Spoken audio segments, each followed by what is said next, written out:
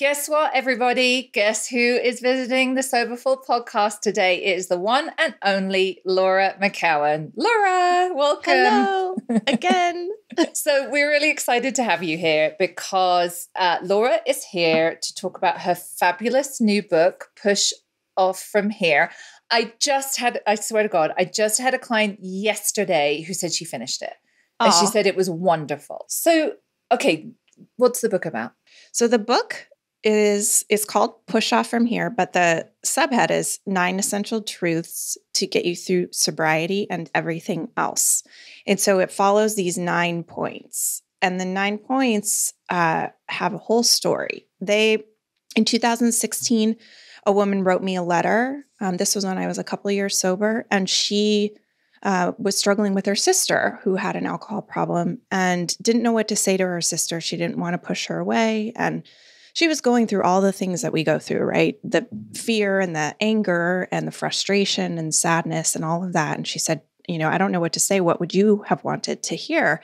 And so I wrote her this very long letter. And then at the end, I said, if, all of this is too much, just give her this list. And in that list were these 9 things.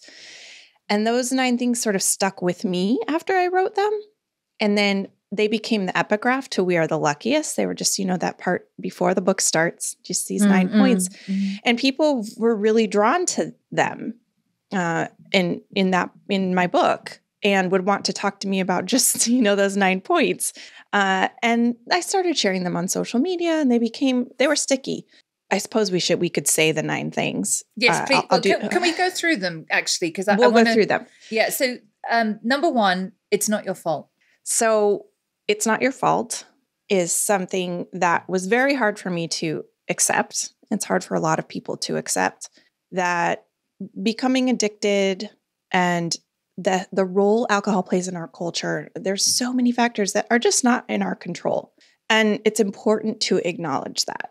Yeah, it's essential to acknowledge that there are always factors that are out of our control. I mean, as a woman and a mother, especially, I thought, I am just a piece of crap. Like, if I loved my daughter enough, I would stop. If I loved my husband enough, if I was a good enough friend, or if if I could only, I would just stop. Like, this was a moral failing on my part, or a lack of control, or whatever, all those other BS things that we hear.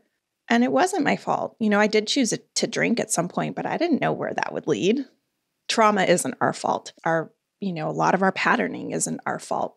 But that's an incomplete statement, right? Until you get to number 2, which is, it is your responsibility. And that's an equally hard pill to swallow, right?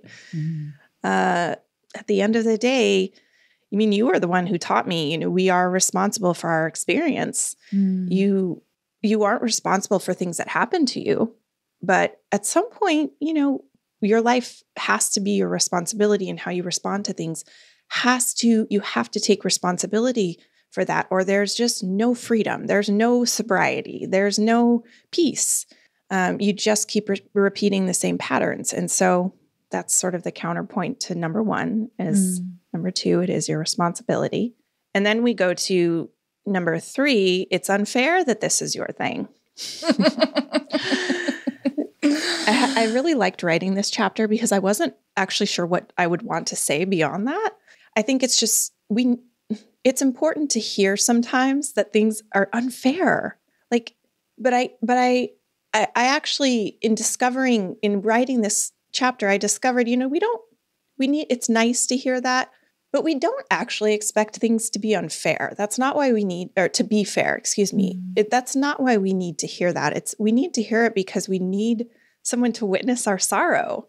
We need someone to acknowledge that this is painful and that it's not happening to us because we're terrible or we deserved it. It's just things happen. And this sucks. It's really unfair. And yet, this is number 4 is this is your thing. So it's unfair that this is your thing, but this is your thing. That's one of the things that I always try to make clear to my clients is that here's the thing. Everybody has a thing. Right. Everybody has a thing. And it's so easy to look and think, well, they're all fine. Everybody's fine. I have this thing, but everybody has a thing, right? Or at least. At least one, At sometimes least multiple. One. Right. Yeah. And this just, you can deny and try, and I did, and try to get out of it being your thing. But the truth is, if it's your thing, it's your thing. Mm-hmm. And that leads you to the next point, number 5, which is this will never stop being your thing until you face it. So you have to acknowledge it's your thing, but then you have to actually do the work to face it. And that's chapter 5. And it's the sort of the most practical, actionable part of the book, where I really lay out, like, look, these are 5 things that I've identified that I think are really essential to sobriety. And here's some ways you can practice them. Mm-hmm. Oh, can you say more about that? What that is? Sure. Yes. The 5 things that I identified, I call them practices in my book, are acceptance, honesty, connection, embodiment, and service. Nice. Acceptance, I think we all understand that, but I go pretty deep into it because there's, acceptance of self, and then there's acceptance of everything else, that's not us. Honesty is probably the most important one, foundational for me. Connection, we never do this alone. Embodiment, I think, is one that's missing from a lot of past literature and something that's only barely talked about. But what I mean by that is, the body is part of our healing process. We have to acknowledge the body. Trauma is healed through the body. It's incomplete to heal without the body. And sometimes that can mean movement, but sometimes that can mean, exploring other modalities that help you process things through your body. And then service. Service beyond ourselves. Right. Service beyond ourselves, service to other people in recovery specifically. And I didn't really get that. I heard that a lot when I first got sober, but I didn't really understand that. I thought service had to be some big grand gesture, that you're doing. But in reality, I think service can be very small, speaking honestly about your sobriety in any context is an act of service. Checking in with people in recovery is an act of service. Showing up to a meeting and of whatever kind and paying attention is an act of service. So service to me, it's funny because the longer I'm sober, the more I sort of return to a lot of the first things that I was that came to me through AA, and service was a big part of that. And I can see now why that's so important. It gets me out of myself every time, and it's a tricky thing because a lot of people, especially women coming into recovery, are used to putting everyone else before themselves. Oh, yeah. And that's not what service is, right? That's not what I'm talking about. A lot of times you have to sort of fill up your own, you have to get to a place of being okay enough to show up for others. But that's also why I try to emphasize that service is not something that's supposed to put you out beyond what you can afford to give. It's embedded in a lot of being part of a community. So that's 5. And then 6 is can't do it alone. And I talk about why. And that's still my biggest thing, is trying to do things alone. So that was a good one for me to write. That's the introvert's dilemma, Laura. It's the introvert's dilemma. Yeah. And it's also the sort of, I vilify, my shadow word, I guess, would be needy.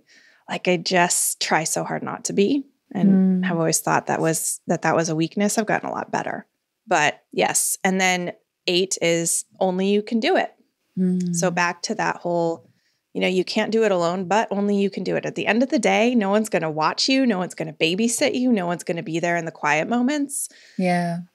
So you have to do it alone. And then the last point is, well, you've got you are loved. Oh, you are loved, right? It's number 8. 7 is only you can do it. 8 is you are loved. You are loved. Yeah. And then the last point is we will never stop reminding you of these things, which is just a promise that you get to keep practicing and you get to keep coming back. And it's not, this isn't a once and done. It's not a linear process. It's just all a practice.